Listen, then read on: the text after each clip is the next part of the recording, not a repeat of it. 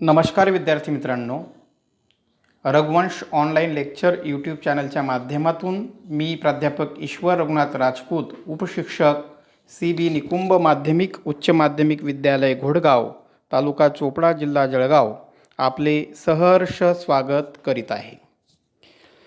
मित्रांनो, माझ्या चॅनलच्या माध्यमातून इयत्ता 12वीच्या मराठी आणि हिंदी या विषयाच्या माध्यमातून अनेक व्हिडिओ लेक्चर आपण ऐकले असतील. निश्चित ते आपल्याला आवडले असतील. माझ्या चॅनलच्या माध्यमातून मराठी व्याकरण या संपूर्ण विषयाचं वेगवेगळे घटक मी व्हिडिओ लेक्चरच्या माध्यमातून आपल्या समोर घेऊन येत आहे. याच्या अगोदर शब्दांच्या जाती, नाम, सर्वनाम, विशेषण, क्रियापद याची माहिती आपण ऐकली. आज आपण अव्यय, अविकारी शब्द, क्रियाविशेषण व शब्दयोगी अव्यय या संदर्भात माहिती पाहूया. हे लेक्चर आपल्याला आवडल्यास आपण शेअर करा, लाईक करा. माझ्या रघुवंश ऑनलाईन लेक्चर यूट्यूब चॅनलला सबस्क्राईब करा आणि काही मार्गदर्शन हवे असल्यास कॉमेंट्स बॉक्समध्ये कॉमेंट्स करा, ही आग्रहाची विनंती.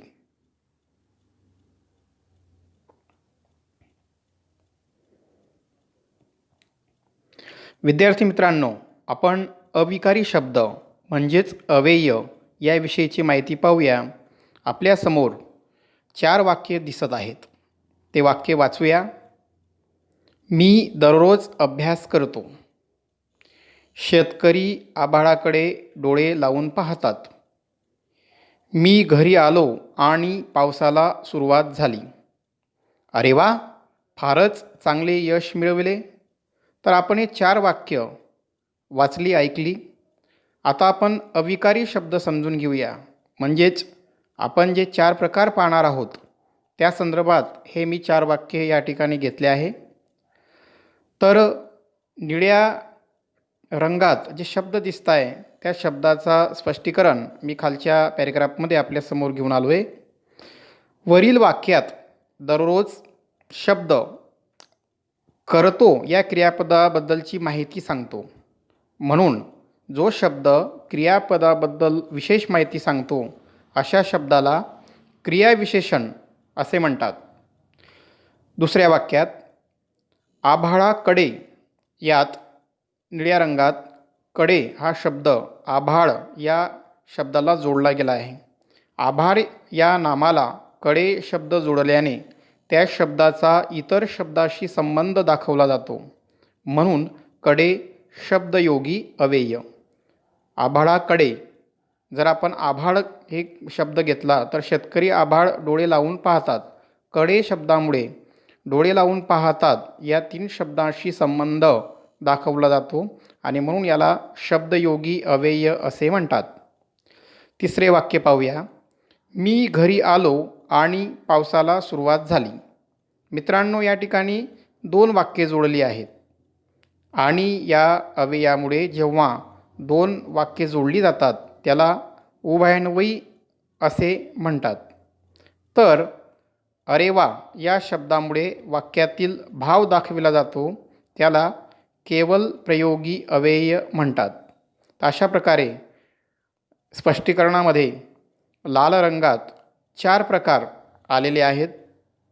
त्यात दररोज क्रियाविशेषण, कडे शब्दयोगी आणि उभयान्वयी, अरे वा केवल प्रयोगी.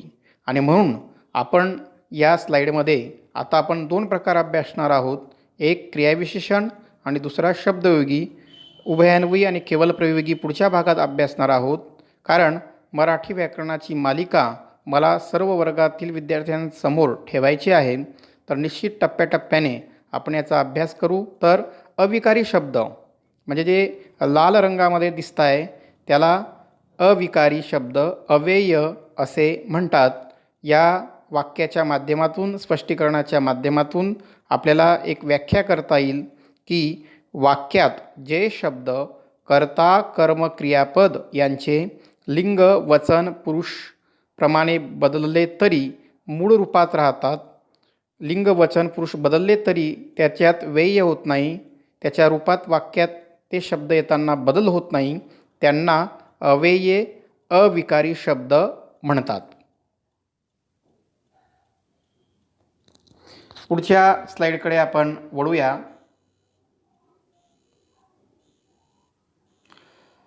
अविकारी शब्दामध्ये पहिला प्रकार आहे क्रिया विशेषण. खालील वाक्य वाचा. 2 वाक्य आपल्यासमोर स्लाईडवर दिसत आहे. 1, आजकाल मुले बेशिस्त झाली आहेत.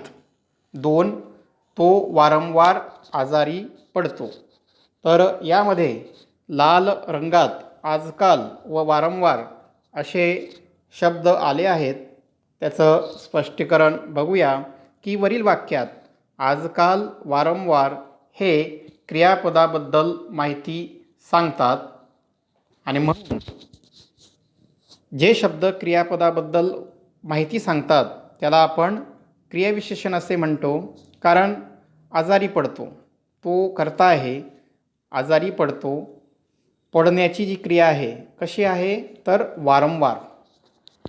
मुले कर्ता आहेत.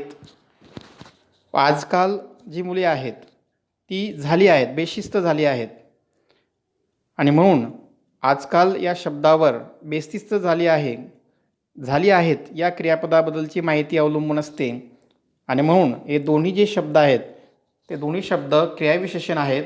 त्याची व्याख्या ही आपल्यासमोर पुढीलप्रमाणे की जे शब्द क्रियापदाबद्दल माहिती सांगून वाक्यात उपयोग होत असताना बदलत नाहीत, अविकारी राहतात, त्यांना क्रियाविशेषण असे म्हणतात. आता या क्रियाविशेषणाचे काय काम आहे या संदर्भात पुढचं वाक्य आपल्यासमोर आहे. तर क्रियाविशेषण हे काय काम करते तर क्रियापदाने दाखवलेली क्रिया कुठे, केव्हा, कशी, किती वेळा घडली, किती प्रमाणात घडली ही माहिती क्रियाविशेषण देते. क्रियापदाने जी माहिती दाखवली आहे, पडणे, आजारी पडणे, पडण्याची क्रिया आहे, किती वेळा घडली तर वारंवार घडली. झाली आहेत या क्रियापदाच्या संदर्भात मुले बेशिस्त झाली आहेत तर आजकाल म्हणजेच काय की क्रिया केव्हा घडली, कोणत्या काळामध्ये मुलं बेशिस्त झाली आहेत तर आजकाल या संदर्भात आजच्या काळात ती क्रिया आहे अशी आजकाल शब्दाच्या द्वारे माहिती मिळते आणि म्हणून दाखवलेली क्रिया कुठे, केव्हा, कशी घडली, किती प्रमाणात घडली ही माहिती आपल्याला क्रियाविशेषण अव्यय देत असते. वाक्य वाचा. 1, तो मुलगा चांगला अभ्यास करतो. 2, तो मुलगा सतत अभ्यास करतो. तुमच्या असं लक्षात आलं असेल की हे दोन्ही शब्द कदाचित क्रियाविशेषण असू शकतात, पण आपण व्याख्येमध्ये सांगितले आहे की असा शब्द क्रियापदाबद्दल माहिती देत असताना, वाक्यात येत असताना त्याच्या मूळ रूपात बदल होत नाही आणि म्हणून वरील वाक्यात चांगला हे विशेषण आहे तर सतत हे क्रियाविशेषण आहे. कारण चांगला शब्द बदलू शकतो. उदाहरणार्थ आपण कर्ता बदलून पाहू. तो ऐवजी ती आणि कर्मही बदलेल. कर्ता ती मुलगी, 2 कर्तेच्या संदर्भात आपण हे विचार करतो आहे या ठिकाणी. तर ती मुलगी चांगला अभ्यास करते म्हणजेच क्रियापदाचं या ठिकाणी रूप बदललं आणि म्हणून या ठिकाणी आपण पाहतो की क्रियापदाचं जेव्हा रूप बदलत असेल तेव्हा ते क्रियाविशेषण राहत नाही. पण पुढच्या याच्यात बघा, तो मुलगा सतत अभ्यास करतो, ती मुलगी सतत अभ्यास करते. अशा प्रकारे या ठिकाणी सतत शब्द अव्ययी आहे, ते क्रियाविशेषण आहे. वाक्यात येत असताना त्याच्यात बदल होत नाही. तर चांगला अभ्यासाबद्दल माहिती सांगते, नामाबद्दल माहिती सांगते म्हणून चांगला या शब्दाचे रूप वाक्यात येताना बदलू शकते. चांगला, चांगली, चांगले अशा प्रकारे हा भाग येऊ शकतो आणि म्हणून आपण यातला फरक या ठिकाणी समजून घेतला की वरील वाक्यात चांगला हे विशेषण आहे तर सतत हे क्रियाविशेषण आहे. पुढच्या स्लाईडकडे आपण जाऊया.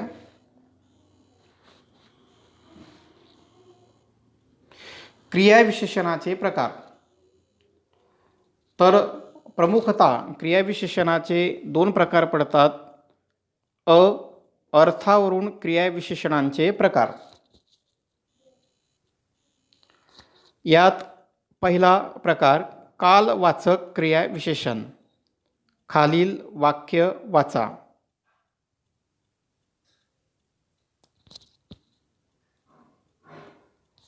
एक, आज शाळेला सुट्टी आहे. 2, आरोग्यासाठी वारंवार हात धुवावे. तर मित्रांनो, वरील वाक्यात आज, वारंवार हे क्रियाविशेषण क्रिया केव्हा व कोणत्या काळी घडली, किती वेळा घडली हे दर्शवते. कालवाचक क्रियाविशेषणामध्ये काय असतं की क्रिया कोणत्या काळी घडली आणि किती वेळा घडली, काल संदर्भात त्या ठिकाणी वर्णन दाखवलं जाते. आणि म्हणून आज, वारंवार हे जे लाल रंगातले शब्द आहेत ते कालवाचक क्रियाविशेषण आहेत. त्याची अन्य उदाहरणं आपल्यासमोर स्क्रीनवर दिसत आहेत. आता, सध्या, परवा, लगेच, पूर्वी, मागे, आधी, सदा, नित्य, नेहमी, दिवसभर, फिरून, पुन्हा पुन्हा, दररोज, सालोसाल, क्षणोक्षणी, आजकाल, सर्वदा, सतत, उद्या इत्यादी असे अनेक शब्द कालवाचक क्रियाविशेषण म्हणून वाक्यात येऊ शकतात. विद्यार्थी मित्रांनो, शब्द काही वेळेला आपल्याला वाटत असेल की हे जे काही शब्द आहेत ते शब्दयोगीमध्ये पण येतात, क्रियाविशेषणामध्ये पण येतात आणि क्रियाविशेषणामध्ये पण येऊ शकतात. पण त्या शब्दाचं वाक्यात कार्य काय यावरून आपल्याला त्या शब्दाचे प्रकार या ठिकाणी पडतात. त्या शब्दाचे कार्यावरून त्या शब्दाच्या जाती कळतात. आणि म्हणून आज, वारंवार हे क्रियाविशेषण कालवाचक क्रियाविशेषणाचे प्रकार आहेत. आपण जी उदाहरणं या ठिकाणी घेतलीत त्याचे तुम्ही वाक्यात उपयोग करू शकतात आणि कालवाचक क्रियाविशेषण वापरून क्रियापदाबद्दलची माहिती देऊ शकतात. पुढचा प्रकार स्थलवाचक क्रियाविशेषण. खालील वाक्य वाचा. 1, परमेश्वर सर्वत्र आहे. 2, गावाच्या बाजूला नदी आहे.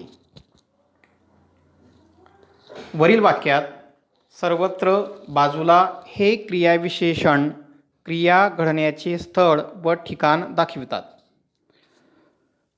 परमेश्वर सर्वत्र आहे. कुठे आहे? सर्वत्र, जळी, स्थळी, काष्टी, पाषाणी म्हणजे स्थळ दाखवलं गेलं. व्यक्ती, वस्तू, पदार्थाचं स्थळ क्रियापदाच्या माध्यमातून जेव्हा एखादा शब्द दाखवतो आणि क्रियापदाबद्दलची माहिती देतो की क्रिया नेमके कोणत्या स्थळी, कोणत्या ठिकाणी घडली. 2 शब्दांवर आपण या ठिकाणी जोर देऊया. स्थळ आणि ठिकाण कुठे घडली त्यावरून असे जे काही शब्द येतात त्याला स्थलवाचक क्रियाविशेषण असे म्हणतात. गावाच्या बाजूला नदी आहे. गावाच्या बाजूला नदी आहे. नदी आहे कुठं आहे? गावाच्या बाजूला.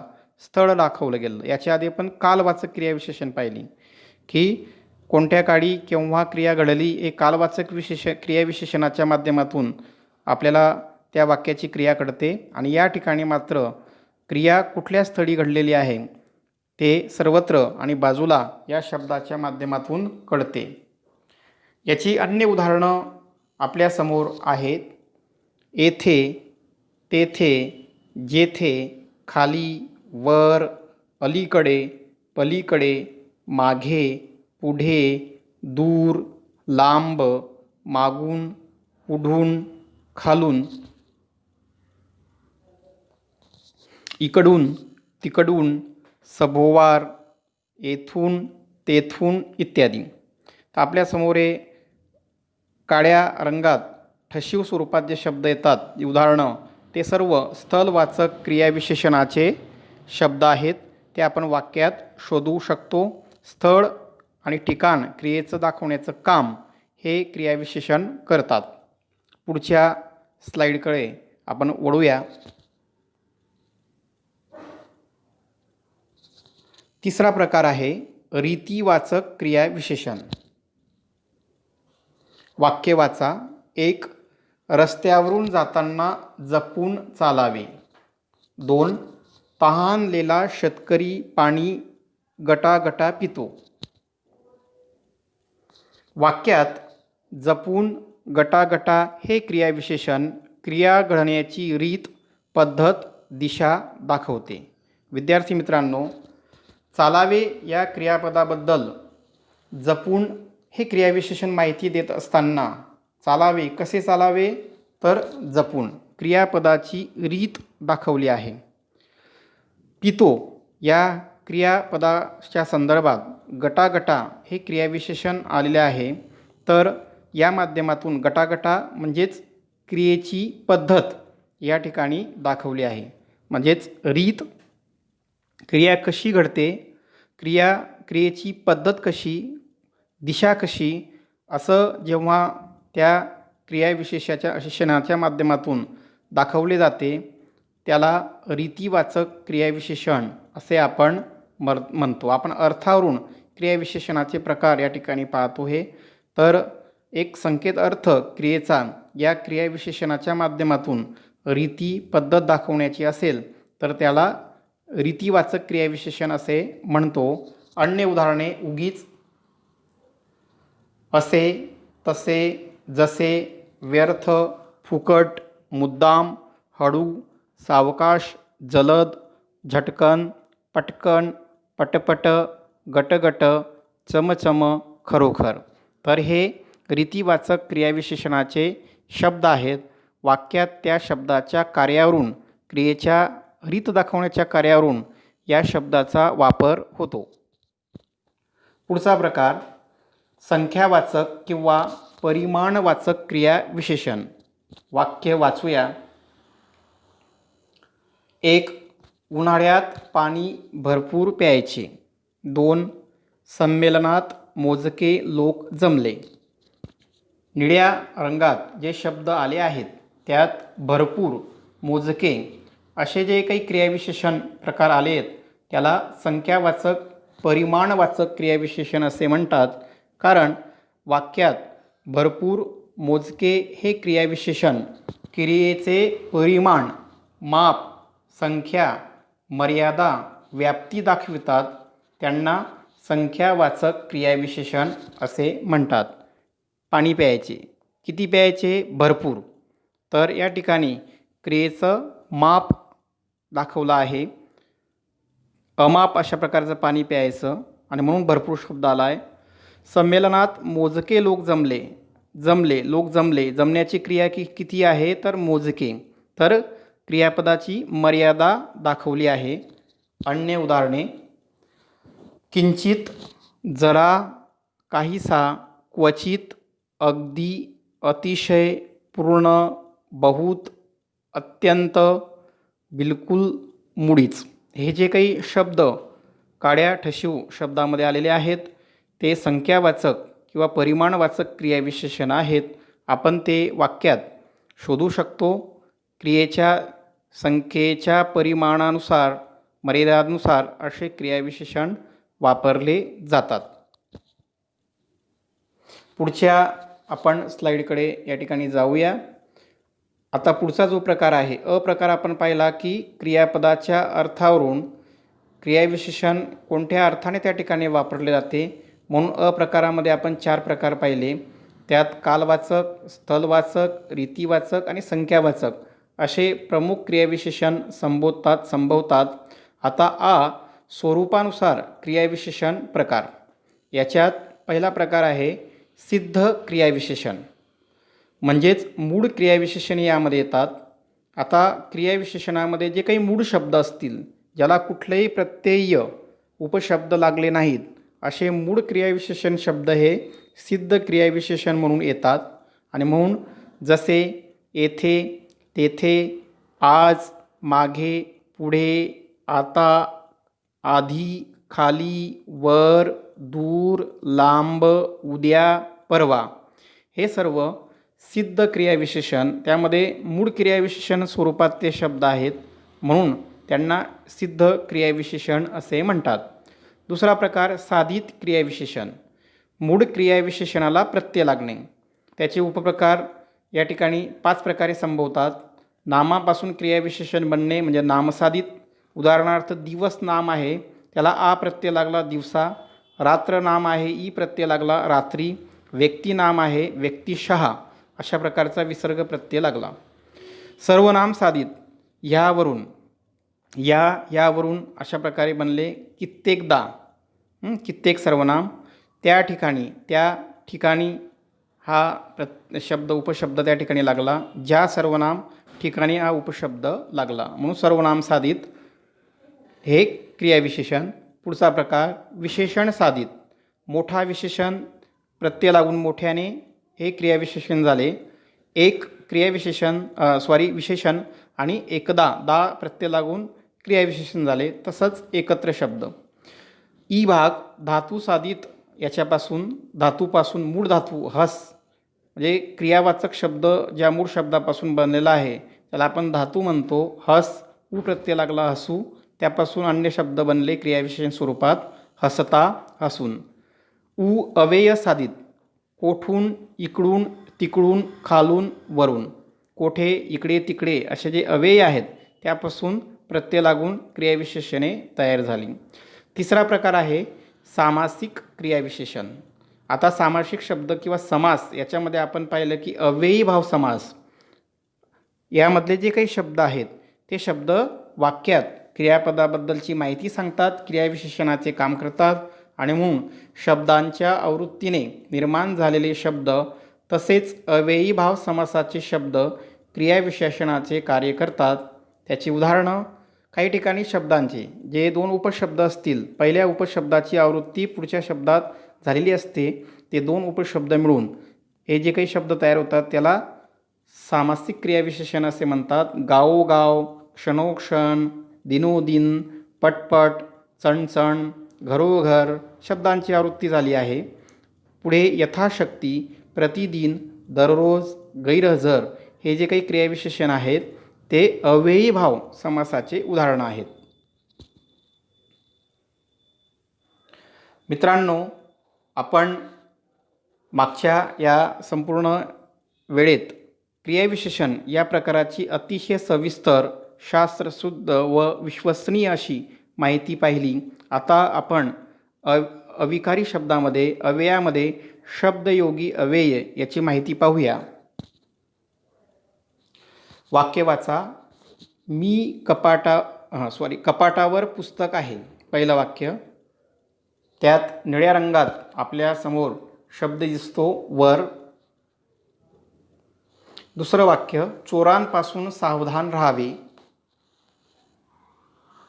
तर वरील वाक्यात कपाट या नामाला वर हा शब्द जोडला आहे. तसेच कपाट व पुस्तक या 2 शब्दांचा संबंध वर या शब्दाने दाखवतात. दुसऱ्या वाक्यात पासून हा शब्द चोर या नामाशी जोडला आहे. आपण या 2 वाक्याचे स्पष्टीकरण या ठिकाणी आपल्यासमोर दिसते आहे. कपाटावर पुस्तक आहे, कपाट नाम आणि त्याला वर शब्द जोडला गेला आहे. कपाटाच्या पुढे वर शब्द जोडला आहे आणि म्हणून तो झाला कपाटावर. आणि या कपाटावर शब्दाचा संबंध वाक्यातील दुसऱ्या शब्दाशी पुस्तक शब्दाशी संबंध आहे. तसंच चोरांपासून चोर नाम आणि पासून हा एक उपशब्द जोडला आहे. सावधान या शब्दाशी त्याचा संबंध जोडला जातो, क्रियापदाशी त्याचा संबंध जोडला जातो. जर आपण हे उपशब्द काढून टाकले तर त्या वाक्याचा अर्थ बोध होणार नाही, कारण ते वाक्य कपाटा पुस्तक आहे अशा स्वरूपात त्या वाक्याचा एक सार्थक क्रम लागणार नाही. आणि म्हणून वरील वाक्यात जे काही जोडशब्द जोडले आहेत त्यांना म्हणतात शब्दयोगी अव्यय. यावरून आपल्याला व्याख्या तयार करता येईल की नामांच्या मागे जोडलेल्या या शब्दामुळे वाक्यातील दुसऱ्या शब्दाशी संबंध दाखविला जातो. अशा अविकारी शब्दास शब्दयोगी अव्यये म्हणतात. नामाच्या मागे, शक्यतो वाक्यात नामदर्शक शब्दांच्या मागे जोडलेले हे उपशब्द असतात. हे शब्द स्वतंत्र येत नाही. त्या संदर्भात आपल्या मनात एक संभ्रम पण निर्माण होत असेल, कारण हेच शब्द आपण क्रियाविशेषण याच्यामध्ये पण पाहिले. तो संभ्रम पुढे मी पुढच्या मुद्द्यात दूर करतो. शब्दयोगी व क्रियाविशेषण यातील फरक. वाक्य वाचा. त्याच्या घरावर कौले आहेत. 2. पतंग वर जात आहे. सांगा पाहू आपण या वाक्याच्या माध्यमातून की शब्दयोगी अव्यय कुठले आणि क्रियाविशेषण कोणते. तर चटकन आपल्या लक्षात येईल की वाक्य क्रमांक 1 म्हणजे घर या नामाच्या मागे वर असा उपशब्द जोडला आहे आणि म्हणून वर आहे शब्दयोगी अव्यय. दुसऱ्या वाक्यात आपण पाहतो की पतंग वर जात आहे. यामध्ये क्रियापदाबद्दलची माहिती वर हा शब्द देतो आणि म्हणून मागच्या याच्यामध्ये पाहिले आपण क्रियाविशेषण प्रकारामध्ये की जो शब्द क्रियापदाबद्दलची माहिती देतो त्याला क्रियाविशेषण असे म्हणतात आणि म्हणून दुसऱ्या वाक्यात वर हा शब्द स्वतंत्र आल्याने व क्रियापदाची माहिती सांगतो म्हणून क्रियाविशेषण आहे. तर आपले चटकन या ठिकाणी लक्षात आला असेल की शब्दयोगी अव्यय किंवा क्रियाविशेषण यामध्ये काही शब्द बरेचसे शब्द सारखे आहेत. काही शब्द विशेषण प्रकारातून पण आपल्याला सारखे दिसतील, विशेषण सारखे पण हे शब्द शब्दयोगीमध्ये किंवा क्रियाविशेषणमध्ये येतील. पण आपण शब्दांच्या जाती व्याकरणकाराने ठरवताना त्या शब्दांचं वाक्यामध्ये काय काम आहे, कार्य आहे यावरून ते जाती ठरवलेल्या आहे, शब्दांच्या स्वरूपावरून नाही. हे गोष्ट आपण लक्षात ठेवावी. पुढच्या स्लाईडकडे आपण जाऊया. शब्दयोगी अव्ययांचे प्रकार. स्थूलमानाने शब्दयोगी अव्ययांचे अर्थानुसार प्रकार या ठिकाणी पडतात. तर बरेचसे असे प्रकार आहेत, पण मुळात दोन शब्दांचे संबंध दाखवताना कोणत्या अर्थाचा बोध होतो, त्या दोन शब्दांच्या द्वारे कुठला अर्थ अभिप्रेत असतो त्या उपशब्दाच्या संदर्भात शब्दयोगी अव्ययाच्या संबंधात, तर त्यावरून स्थूलमानाने 8 प्रकार या ठिकाणी पडले आहेत आणि इतरही काही शब्दयोगी अव्यय आहेत, हे आपण बघूया. पहिला आहे कालवाचक शब्दयोगी अव्यय. दोन शब्दांच्या संबंधात काळाचा बोध होणे. त्याची काही उदाहरणे. त्यात आत, पूर्वी, पुढे, आधी, नंतर, आतून, खालून, मधून, पर्यंत हे कालवाचक शब्दयोगी अव्यय आहेत. एक वाक्य मी बनवलं आहे. 2 दिवसापूर्वी शाळेत गेलो. म्हणजे काळाचा बोध दिवसा या शब्दाच्या मागे पूर्वी शब्दयोगी अव्यय जोडल्यामुळे तर काळाचा बोध या शब्दाच्या संदर्भात होतो. किती दिवसापूर्वी, तर 2 दिवसापूर्वी, म्हणून त्याला कालवाचक शब्दयोगी अव्यय म्हणतात. 2 स्थळवाचक शब्दयोगी अव्यय. स्थळाचा बोध होणे. दोन शब्दाच्या संबंधात स्थळाचा बोध होणे. उदाहरणे. आत, बाहेर, मागे, मध्ये, अलीकडे, समोर. जवळ, नजीक, ठाई, समीप अशी जी काही शब्द तुमच्या स्क्रीनवर दिसतात हे स्थलवाचक शब्दयोगी अव्यय आहेत. त्याचं वाक्य मी या ठिकाणी बनवलं आहे. गावाजवळ नदी आहे. तर पुन्हा नदी, गाव या दोन शब्दातला संबंध जवळ या शब्दयोगी अव्ययाच्या माध्यमातून दाखवला गेला आणि म्हणून जेव्हा दोन शब्दामध्ये स्थळाचा अर्थ अभिप्रेत असतो तर त्याला स्थलवाचक शब्दयोगी अव्यय असे म्हणतात. तिसरा प्रकार करणवाचक शब्दयोगी अव्यय. दोन शब्दाच्या संबंधात कारणांचा बोध. दोन शब्दामध्ये कुठलं तरी कारण असेल त्यावरून त्याची काही उदाहरणं आपण या ठिकाणी पाहूया. त्यात मुळे, करून, कडून, द्वारा, हाती असे काही जे काही मोजके अव्यय आहेत ते करणवाचक शब्दयोगी अव्यय आहेत. एक वाक्य मी बनवलं आहे. विराटच्या खेळीमुळे भारताला विजय मिळतो. करणवाचक. कुठल्या कारणाने भारताला विजय मिळतो, तर खेळी आणि भारताला विजय असे जे काही दोन शब्द आहेत तर कोणाच्या खेळीमुळे, तर विराटच्या खेळीमुळे, म्हणजेच एक कारण विजय मिळवण्याचं या ठिकाणी दाखवलं आहे आणि म्हणून त्याला म्हणतात करणवाचक शब्दयोगी अव्यय. चौथा प्रकार हेतुवाचक शब्दयोगी अव्यय. हेतू किंवा उद्देशाचा बोध होणे. दोन शब्दाच्या संबंधात हेतू किंवा उद्देशाचा जेव्हा बोध होत असेल तेव्हा त्याला हेतुवाचक शब्दयोगी अव्यय म्हणतात. उदाहरणे. साठी, करिता, अर्थी, निमित्त, पित्यार्थ यात वाक्य बनवलं आहे. परीक्षेसाठी अभ्यास करावा. अभ्यास करण्याचा हेतू परीक्षा आणि म्हणून साठीच्या माध्यमातून अर्थ दाखवला गेला, परीक्षेचा हेतू दाखवला गेला. म्हणून या ठिकाणी साठी हेतुवाचक शब्दयोगी अव्यये यामध्ये तो प्रकार मोडतो. पुढच्या स्लाईडकडे वळूया. शब्दयोगी प्रकाराचा एक 5वा प्रकार आपल्या समोर आहे. तुलनावाचक शब्दयोगी अव्यये. दोन शब्दांची तुलना.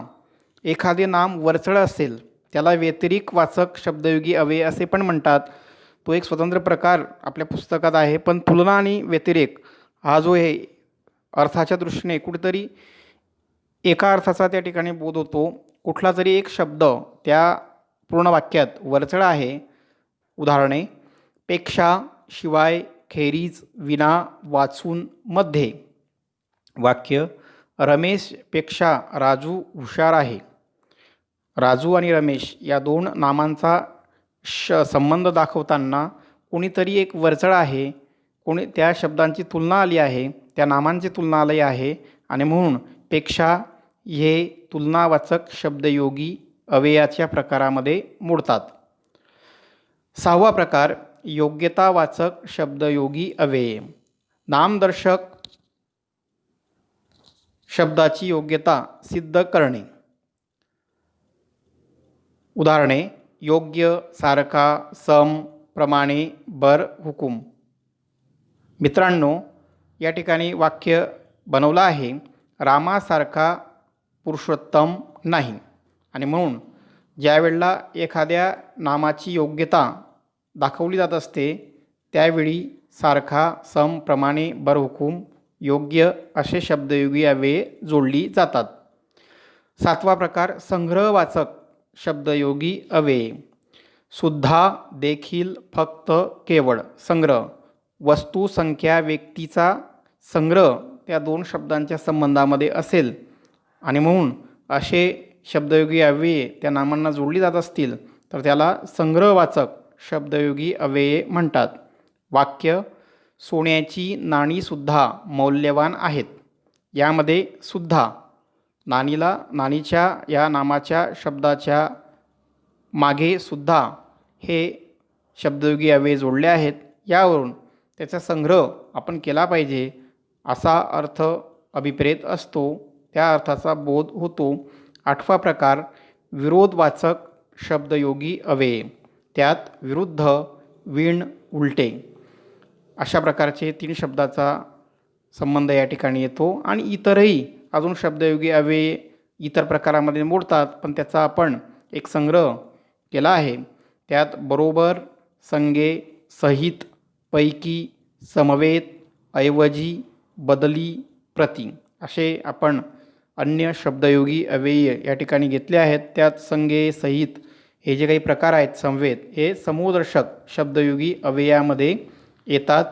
काही वेगळ्या प्रकारात हे शब्दयोगी अव्ययाचा पण या ठिकाणी समावेश होतो. पण स्थूलमानाने आपण शब्दयोगी अव्यय प्रकार जेव्हा अभ्यासतो तेव्हा या 8 प्रकाराकडे विशेष आपण लक्ष दिले पाहिजे.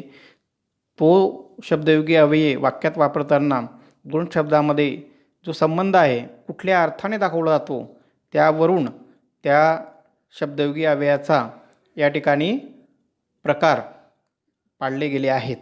आता आपण जवळजवळ बऱ्याच वेळापासून शब्दांच्या जाती प्रकारात क्रियाविशेषण आणि शब्दयोगी याची सविस्तर, विश्वसनीय व शास्त्रशुद्ध मोरा वाडिंबे मराठी व्याकरण व लेखन यांच्या पुस्तकाचा संदर्भ घेऊन आपल्यासमोर सादर केली आहे. तर आपण या 2 प्रकाराचा म्हणजे स्वाध्याय आपल्या वर्गाच्या मराठी पुस्तकाच्या माध्यमातून करूया.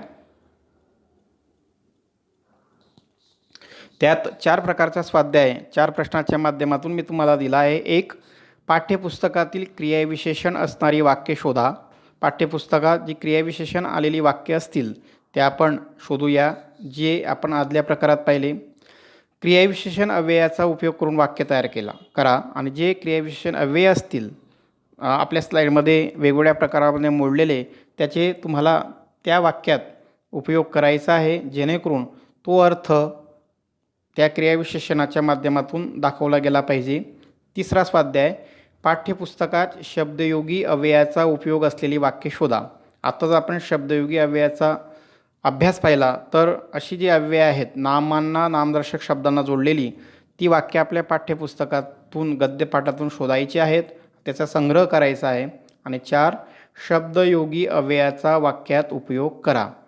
तर अशा प्रकारे त्या अव्ययाचा स्वतः आपण वाक्यात उपयोग करायचा आहे. वाक्य बनवताना ते अर्थसहित सार्थक असलं पाहिजे, कर्ता कर्म क्रियापदयुक्त वाक्य असलं पाहिजे, याची आपण दक्षता घेऊया. तर विद्यार्थी मित्रांनो, आपल्या वर्गानुसार हा व्हिडिओ व्याकरण या टॉपिकमध्ये शब्दांच्या जाती या प्रकारात अव्यये यात क्रियाविशेषण व शब्दयोगी अव्ययाची माहिती, त्याची उदाहरणं, वाक्यात उपयोग सविस्तरपणे आपण करून घेतली. निश्चित हे व्हिडिओ लेक्चर आपणास जरूर आवडेल. फक्त एकदाच ऐका, पहा आणि आपल्या मराठी पाठ्यपुस्तकातून अशा प्रकारे या अव्ययांचा शोध घ्या. जरूर आपल्याला फायदा होईल. आणि शिष्यवृत्ती परीक्षा, नवोदय परीक्षा किंवा इतर स्पर्धा परीक्षांमध्ये सुद्धा मराठी व्याकरण अत्यावश्यक आहे. म्हणून सर्व वर्गातील विद्यार्थ्यांनी या स्लाईडचा जरूर लाभ घ्या. आवडल्यास लाईक करा, मित्रांना शेअर करा, रघुवंश ऑनलाईन यूट्यूब चॅनलला सबस्क्राईब करा.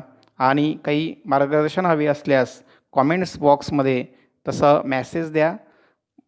बऱ्याच वेळापासून हे व्हिडिओ लेक्चर तुम्ही ऐकले त्याबद्दल आपले धन्यवाद. धन्यवाद. धन्यवाद.